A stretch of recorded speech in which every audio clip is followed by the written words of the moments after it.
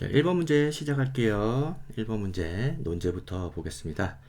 제시문 가의 입장을 뒷받침하는 논리를 나에서 도출하고 이를 바탕으로 다의 두 가지 관점에서 각각의 사례를 설명하시오 라는 겁니다. 우선 여기 앞에 부분 봅시다. 가의 입장을 뒷받침하는 논리를 도출하고 우선은 이거를 답안을 쓸 때는 가를 먼저 요약을 하고 그 다음에 나에서 이거를 정당화시키는 식으로 글을 쓸 수도 있고요. 가에서 요약 정리를 합니다. 가의 내용을 정리하고 그 다음에 나에서 가를 정당화 이런 식으로 쓸 수도 있고요. 그 다음에 또 하나의 대안으로는 나를 먼저 요약 정리를 해요. 요약 정리하고 이 관점에서 본다면 가는 어떻게 설명될 수 있는지 적용해서 분석도 가능하다는 겁니다. 둘 다 가능합니다. 그래서 본인이 글 쓰기에 어느 것이 더 자연스러운지 스스로 고민해 보시고 쓰시면 되겠습니다. 다양한 답안이 나올 수 있습니다. 다만 이제 전반부는 뭐 그렇게 어렵진 않는데 후반부가 문제예요. 후반부 자, 다시 한번 지우고 다시 보면 이를 바탕으로 다의 두 가지 관점에서 각각 라의 사례를 설명하시오. 이제 중요한 점이 두 가지 관점은 우리가 이제 명확하게 드러나 있어요. 근데 이제 두 가지 각각이라는 점이죠. 이걸 통해서 사례를 설명할 때 각각 관점 두 가지 관점으로 설명을 했느냐라는 부분에서 많은 학생들이 빼먹지 않았을까라는 생각이 듭니다. 그래서 제시문 독해에 몰입하다 보면은 논제에 이렇게 각각이라는 부분 우리가 놓칠 수가 있습니다. 아주 큰 결격 사유가 되거든요. 이런 부분 조심해서 봐주셔야 되겠습니다. 자, 그래요. 1번의 제시문 가부터 한번 읽어보겠습니다. 가를 보시면 개발과 보존의 딜레마 이렇게 두 개가 나옵니다. 그 다음에 즉 자연 개발과 자연 보존 중 어느 것이 우선인가에 대한 논의는 환경 문제에 관한 쟁점 중 하나다. 자연 개발, 자연 보존. 자, 그렇습니다. 결국 이제 자연에 대한 얘기고, 두 입장 중 어느 한쪽을 선택하기는 쉽지 않지만 이러한 딜레마를 해결하기 위해서는 생태 지속 가능성을 고려해야 한다라는 부분, 새로운 개념화가 추가되고 있고요.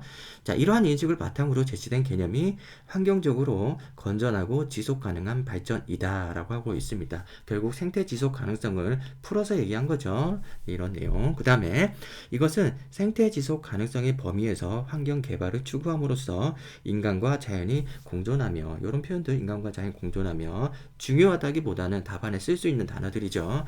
체크해놓고 개발과 보존을 양자택일이 아니라 균형의 관점에서 바라보자라는 겁니다. 균형이 뭔지는 뒤에 설명이 되겠죠. 오늘날 환경 문제는 인간의 무분별한 행위에 의해 발생한 것이며 인류의 생존을 위협하고 있다. 따라서 우리는 생태계와 미래 세대에 대한 책임의식을 갖고 이런 부분들 생태 지속 가능성 발전을 통해 기후변화 등 환경 문제에 적극적으로 대처해야 된다라고 하고 있습니다. 그래서 여기서 있는 균형은 우리 생태계와 그죠 미래 세대의 책임을 갖고 그죠 지속 가능한 발전하는 것이 균형이래요. 그래서 구체적인 내용까지는 아직 뭐 이렇게 다 나왔다라고 보긴 힘들고 우선 이제 논지를 한번 살펴보면은 우선 이제 전반부에는 개발과 보존 그죠 둘 중에 하나를 선택하려고 했었는데 이제 그것은 한계가 있다라고 얘기를 하면서 지속 가능성에 대해서 얘기를 추가를 하고 이 개념을 추가시키면서 더 이상은 둘 중에 하나를 선택하는 것이 아니라 둘을 잘 이제 균형을 맞춰가지고 개발도 하고 보존도 하면서 이렇게 여기 지속 가능한 발전을 우리가 이룰 수 있다. 뭐 이 정도 내용이 되겠습니다. 네, 그래요. 교과서 내용이라서 어려운 내용은 없어요. 자, 근데 이 정도 내용인데 이거를 나에서 좀 궁금해집니다. 나에서 어떤 내용이 나올지. 자, 나를 봅시다. 모든 사람의 삶은 경제 생활의 연속으로 이루어진다라는 겁니다. 그래서 우리는 경제 활동을 하면서 자원의 희소성 때문에 선택의 상황에 직면한다. 희소성이란 사람의 욕구는 무한한데 비해서 욕구를 채워줄 재화나 서비스를 원하는 만큼 생산하기에는 자원이 부족한 상태를 말한다. 이 단어에 대해서 뒤에서 설명을 계속 해주고 있죠. 그래서 희소성이라는 말은 중요한 단어죠.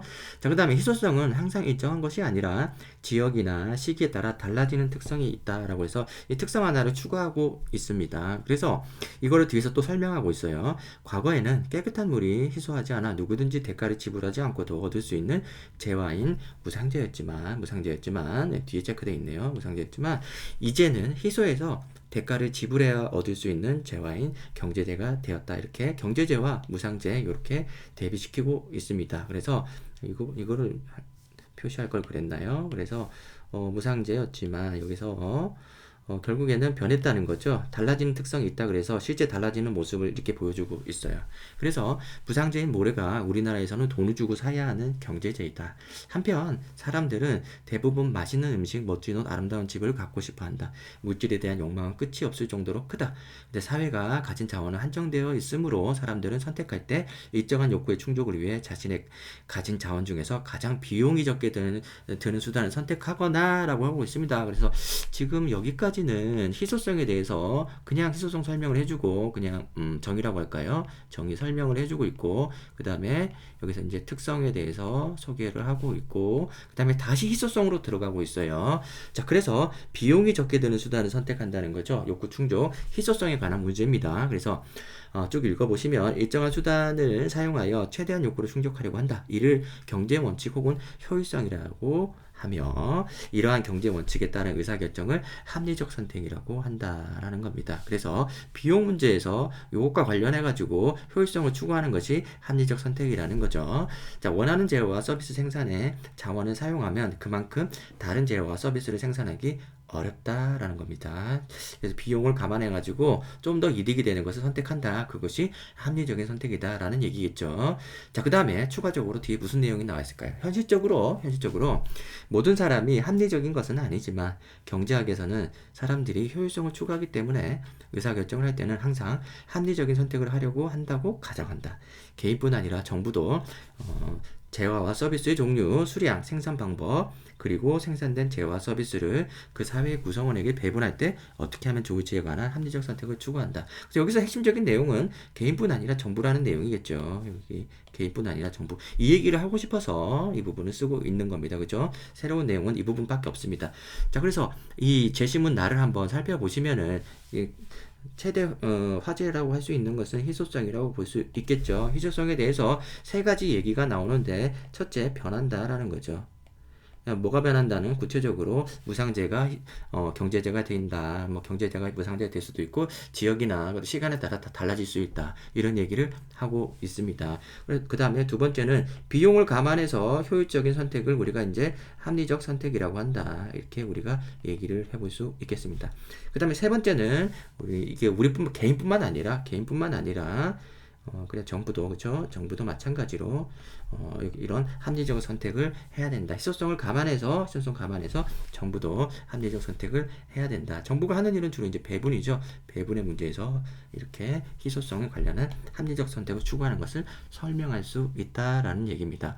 자, 그러면 우리가 이제 제시문 나에서 나온 내용은 우리가 다에서 어떤 내용이 있었습니까? 여기서 가의 입장을 뒷받침한다고 그랬죠. 가의 입장은 뭐예요? 가에서는 균형을 맞춰주자라는 거죠. 생태 지속 가능성을 감안해서 균형을 맞춰주는 게 좋겠다라는 거죠. 지속 가능한 발전을 위해서. 그죠? 그 이전에는 자연을 개발하느냐, 보존하느냐, 요 두 가지 관점에서만 양자택일, 이걸 할 건지 저걸 할 건지 하나만 선택했는데, 이제는 둘 다 하면서 균형을 맞춰주자는 거죠. 근데 그러한 논지가 여기 희소성과 관련한 내용에서 우리가 정당화가 가능하다는 거죠. 더 이상 이제 자연은 무상재가 아니고 경제재다. 경제재니까 우리는 그 비용을 따져볼 수 있겠고 우리는 합리적 선택을 해야 된다는 얘기죠. 그리고 게다가 정부 차원에서도 이렇게 적용할 수 있는 원칙이다라는 겁니다. 개인적인 차원이 아니라 정부 차원에서도 가능하다라는 거죠. 그런 내용을 토대로 제시문 가를 뒷받침할 수 있겠죠. 원래는 이제 개발과 보존 둘 중에 하나만 했다가 이제는 이런 희소성을 설명하면서 희소성의 특성, 그죠? 여러 가지 설명들 1, 2, 3을 우리가 이제 살펴보면서 과연 개발과 보존 둘 중에 하나만 선택하는 게 아니라 균형을 맞춰주는 게 맞겠구나라는 수준으로 우리가 설득할 수 있겠습니다. 자, 그래요.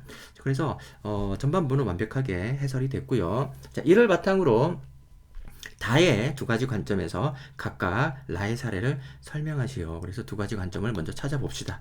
다를 한번 볼게요. 좋다.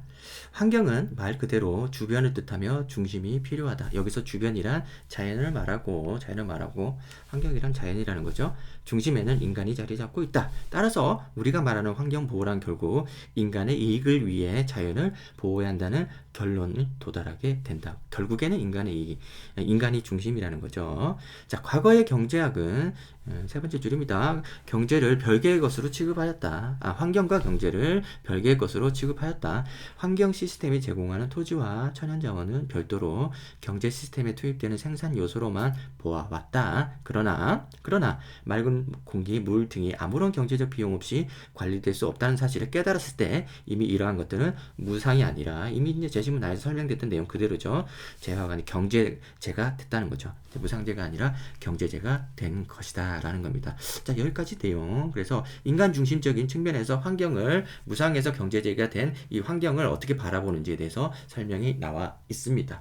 자, 그 다음 중력 다음에 환경 경제학은 삶을 영위하고자 하는 인간이란 주체 행위를 연구하는 동시에 인간의 욕망을 충족시켜주기 위해서 제한된 자원인 환경을 효율적으로 소비, 관리, 분배하는 이게 이제 효율성이 지금 앞에서 얘기했던 이 효율성 아닙니까? 제시문 나에서 나오는 이 효율성에 해당하는 거고 결국 이 내용은 중략이긴 하지만은 앞에서 나온 이 내용이 그대로 이어지는 거고 이 내용은 결국 환경 경제학이라는 거죠. 그래서 환경 경제학은 효율적으로 소비, 관리, 분배하는 개인 및 사회적 행위에 관한 연구라고 볼 수 있을 것이다. 그래서 여기까지는 전부 환경 경제학의 내용이에요. 이 단어가 앞에서 나오진 않았는데 중간에 나오고 있습니다. 자, 그 다음에 한편 생태의 개념에서는 중심이란 존재할 수가 없다.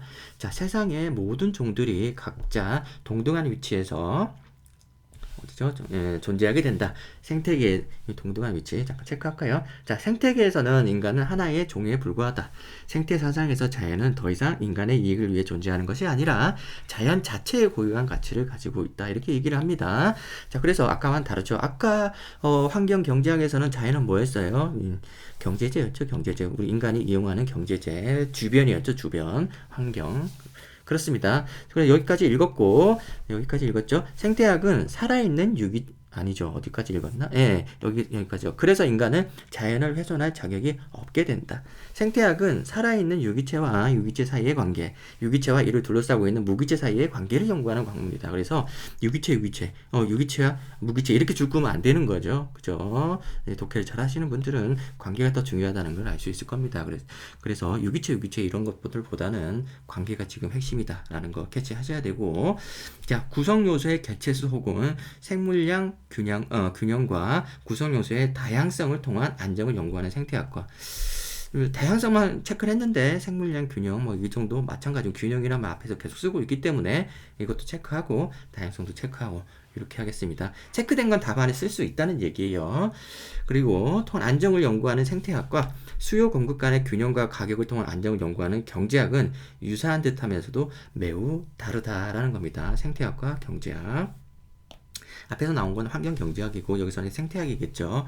자, 그래서 경제학은 인간 중심적 혹은 기술 중심적으로 사고하지만 생태학은 인간도 다른 생물체와 마찬가지로 생태계를 구성하는 한 요소에 불과하다는 생태 중심주의를 취한다. 그래서 생태 경제학은 생태학에 기반을 두고 생태계의 일부로서 경제가 생각하는 학문 분야다. 이렇게 하고 있습니다. 자, 그래서 앞에서는 여기서 이제 생태 경제학이 비로소 여기서 나오네요. 그래서 두 가지 관점이 있는데 하나는 환경 경제학이고 뒤에서는 이제 생태 경제학입니다. 그래서 생태를 생각하는 생태학과 그 다음에 경제적 측면을 우리가 생각하는 경제 학문과 합쳐서 생태학이 뒤에서 설명되고 있다고 볼 수 있습니다. 자, 그래서 전반적으로 우리가 이제 살펴보면은 크게 두 개의 의미 덩어리로 우리가 나눠질 수 있고, 하나는 환경 경제학, 하나는 생태 경제학. 이 관점이 어떤 건지 우리가 어렵지 않게 우리가 체크해 볼 수 있겠죠. 인간 중심이냐, 아니 자연 중심이냐라는 것이 이제 굵직한 내용이 되겠습니다. 그걸 토대로 우리가 라를 한번 살펴보겠습니다.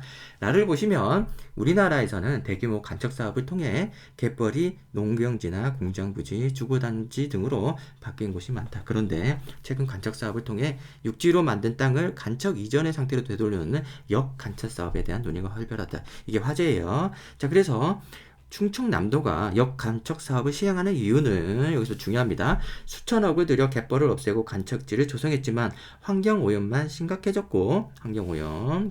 그 다음에 갯벌이 생태계의 보고로서 그 경제적 가치가 훨씬 더 크리라 판단했기 때문이다. 그래서 이게 무슨 관점이냐는 거예요. 이게 무슨 관점이냐는 거죠. 그래서 이 부분 한번 생각해 보시고 그다음에 더 읽어보겠습니다. 자, 충청남도는 역 간첩 사업을 통해 바닷물의 순환을 유도하고, 자, 갯벌을 복원하여 다양한 생물이 서식하는 생태계를 만들고 생태 체험 공간을 조성하였다라고 하고 있습니다. 그래서 이게 무슨 관점이냐는 거예요. 그렇죠. 이런 부분은 여러분 앞에 있는 제시문 다를 통해서 우리가 두 가지 관점 각각 설명을 해줄 수 있다는 겁니다. 그래서 환경오염이 심각해지고, 이 부분은 환경오염이 심각해져가지고 역간첩 사업을 하고 있는데, 이 갯벌의 생태계 보호를 통해 가지고 경제적 가치가, 그죠? 경제적 가치가 오히려 좀 잘못됐다, 그죠? 역간첩을 하는 것이 맞겠다라고 생각하는 이 부분, 경제적 가치로만 생각하는 이 부분은 우리가 앞에서 얘기했던 환경경제학에 해당한다고 볼 수 있겠습니다. 그러나 뒷부분에서 바닷물 순환 유도하면서 갯벌 복원하여 다양성이 나오죠. 그래서 생태계에 나오죠. 그래서 이거는 환경경제학이 아니고 생태경제학이라고 볼 수 있겠습니다. 생태경제학이 생태계를 우리가 중시하는 건 맞는데, 그렇다고 해서 이 경제 부분을 아예 무시하는 건 아니죠. 그래서 이 부분도 마찬가지로 생태체험 공간을 조성하는 것도 역시 마찬가지로 경제적인 측면, 생태계도 살리고 그 안에서 최소한의, 그죠, 경제적인 이익도 취하려고 하는 그런 모습을 보여주고 있습니다. 그래서 두 가지 관점으로 우리가 쓸 수 있겠다라는 겁니다. 전체적으로 보면은 굉장히 유기적인 유기적인 관계가 이어져 있고 있습니다. 그래서 가를 보시면은 기본적으로 이제 시사적인 문제 나오고 있고, 이게 왜 이런 문제가 나왔는지를 설명하고 있는 과정에서 따지고 보면 제시문 나는 환경경제학이죠. 환경경제학적 관점에서 이 생태 지속 가능성을 설명을 하고 있고, 그런데 환경 경제학만 있느냐, 그게 아니라는 거죠. 생태 경제학도 있다라는 거죠. 서로 관점을 달리하는, 철학이 다른 두 가지 관점이 있다는 거고, 그런 의미에서 우리가 한번 실제 사례를 보고 이게 환경 경제학적 의미와 그 다음에 생태 경제학적 의미를 둘 다 한번 적용해서 살펴보자는 얘기입니다. 결국 글이 다 이어지고 하나의 완성된 글을 쓰라, 그런 식의 기출 의도라고 볼 수 있겠습니다. 그래서 논제는 이렇게 하나하나 다 이렇게 가이드를 해주고 있지만은 결국에는 하나의 주장으로 수렴하는, 거죠. 굉장히 잘 설계된 글이라고 볼 수 있겠습니다. 굉장히 교훈적이고요. 그 다음에 교과서 내에서 이렇게 다 이제 우리가 이제 교과서 아닙니까? 이게 지금 이 교과서고, 그죠? 이 교과서고, 이렇게 굉장히 쉬운 글을 통해 가지고 굉장히 고급스러운 그런 문제를 만들어내고 있습니다. 자, 그래요. 어렵지 않은 제시문을 가지고 이제 난도 높은 문제를 생산하는 대학이 이제 서강대고 문제가 좋습니다. 자, 그래서 이제 예시 답안 한번 보시면서 실제 답안의 형태는 어떤 것이 되고 있는지 한번 살펴보고 거기다 또 이제 첨언도 좀 해보겠습니다. 아쉬운 점들이 몇 군데 있어요. 자, 한번 보시면은 제시문 나에 따르면 나가 먼저 나와요. 그러니까 해석의 기준을 먼저 제시하려고 하나 봐요. 가부터 그냥 순서대로 하는 게 아니고. 자, 깨끗한 물이나 모래와 같은 자연 자원은 더 이상 무상 사용할 수 없고, 희소성 가지고 거래되는 경제재다. 그래서 필요한 단어들이 다 나오면서 설명이 되고 있습니다. 따라서 가에 제시된 자연 개발과 보존에 대하여 나가 제시하는 대로 비용을 줄이거나 욕구의 충족치를 최대화하는 경제 원칙의 관점에서 접근할 필요가 있다. 그래서 비용 줄이고, 그 다음에 욕구의 최대화는, 이게 그 합리 경제 원칙 맞긴 맞는데 앞에 뭐라고 표현되어 있었죠? 잠깐만요. 네. 우리가 이제 제시문에 나와 있는 거, 그죠? 합리적 선택, 이 부분, 이런 단어의 효율성과 함께 합리적 선택을 쓰는 것이 어땠을까라는 생각이 듭니다. 경제 원칙보다는. 자, 그렇습니다. 이렇게 쓰고 있고, 그 다음에 한편 이렇게 해서 나가 먼저 설명이 되고 있어요. 이제 뭐 가라는 이 부분은 그냥 우리가 생략하고 봅시다. 가가 본격적으로 나온 게 아니고 사족에 해당한다고 볼 수 있겠어요. 이게 별로 그래서 안 써도 되는 내용인 것 같고, 그래서 이제는 이제 나가 먼저 기준이 나오고 그 다음에 이제 가를 쓰고 있어요. 자, 환경 문제는 가에 제시된 바와 같이 인간의 물질에 대한 지나친 욕망 추구와 같은 무분별한 활동에 의해 일어나게 되며, 그래서 환경 문제를 설명하고 있네요. 인류 인류의 생존을 위협하고 있다. 이런 얘기를 하기보다는 우리 앞에 얘기했잖아요. 그죠? 자연을 보존할 것이냐, 개발할 것이냐. 여기에 대한 그죠? 문제의식이 있었잖아요. 이 내용 쓰면 됩니다. 뭐 이거는 좀 그래요. 네. 우리는 제시문을 토대로 글을 쓰는 게 맞으니까 수험생 입장이면 그렇죠. 그래서 기출 의도 그리고 이거 답안을 쓰는 사람은 어떤 마음인지 모르겠지만 수험생들은 쓸 말이 이런 거죠. 그죠? 이 내용을 과감하게 쓰긴 힘듭니다. 자, 그 다음에 계속 읽어보면 우리는 환경 문제에 대한 책임 의식을 갖고 적극적으로 대응을 이끌어낼 수 있도록 개발과 보존이 적절히 균형을 이루는 환경적으로 이렇게 지속 가능한 개발 이런 단어 다 나왔죠. 실현해야 한다고 볼 수 있다. 이는 나에서 나타난 여기 또 나눠주고 있죠. 나에서 나타난 개인이나 정부의 경제활동과 관련해서 반드시 필요한 재화나 개인 정보 또 나오잖아요. 그죠? 반드시 필요한 재화나 서비스 생산하고 소비하고 분배하고 그죠? 이런 단어들 함질 상태 여기 나오네요. 설명될 수 있다라고 쓰고 있습니다. 결론적으로 지금 우리가 요약만 잘 하면은 아무 문제가 없는 답안이 되겠어요. 그래서 요약한 내용 그대로 나오지 않습니까? 희소성을 가지고 쓰되, 다만 이제 한 가지 빠졌네. 그죠? 무상제가, 그죠? 경제제로 바뀐다는 부분. 그 부분을 지금 여기 나와 있는 요 부분 있죠? 요 부분, 여기까지, 요 부분을 다 빼시고, 즉 경제제, 무상제 요걸로 설명을 해주는 게 더 좋지 않았을까라는 생각이 듭니다. 그 다음에 두 번째로는 이제 지속 가능한 개발이나 그 다음에 정부의 어떤 활동, 개인이나 정부로 나눠서 설명하는 부분이나 이런 것들 쓰면은 우리가 이제 완벽하게 정리할 수 있겠다라는 생각이 듭니다. 조금 요약된 부분에서 빠진 부분이 조금씩 있어요. 그래서 조금 아쉽다라는 생각이 드네요.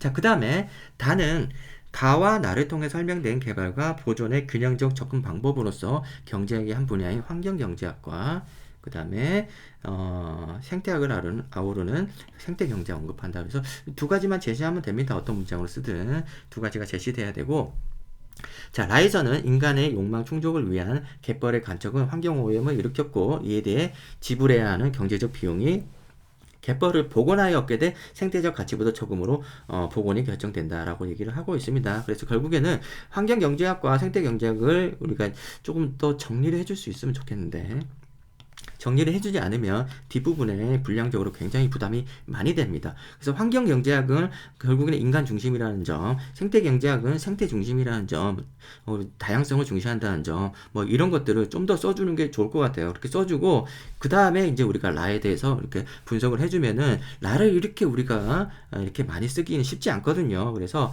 다를 좀 더 분량을 좀 이렇게 키워가지고 환경경제학과 생태경제학 설명을 좀 해주는 게 좋겠습니다. 물론 이제 출제자는 이제 여기 예시다방 같은 경우는 라를 설명하면서 녹여냈겠죠. 녹여냈을 텐데 우리가 그렇게 쉽게 녹여낼 수 있을 만큼 문장력이 뛰어난 학생들이 다 그런 건 아니겠죠. 그래서 분리를 해가지고 다는 다만 설명을 해주고 라는 적용하는 부분에서 라만 설명을 해주고 이렇게 하는 게 편하기 때문에 환경경제학과 생태경제학을 정리하는 것을 뒤로 미루지 말고 먼저 정리한 다음에 라를 본격적으로 설명해 주는 게 좋다고 생각이 듭니다. 어쨌든 복원이 결정된다. 이는 생태 문제를 해결하는 데 있어 더 이상 인간을 중심에 두지 않는 이 부분이 이제 환경경제학의 얘기고 생태경제학의 얘기고 그 다음에 갯벌이라는 희소한 생태자원 복원을 위해 경제적 관점인 비용을 고려하는 것이므로 생태경제학적 측면의 접근이라고 할 수 있겠다.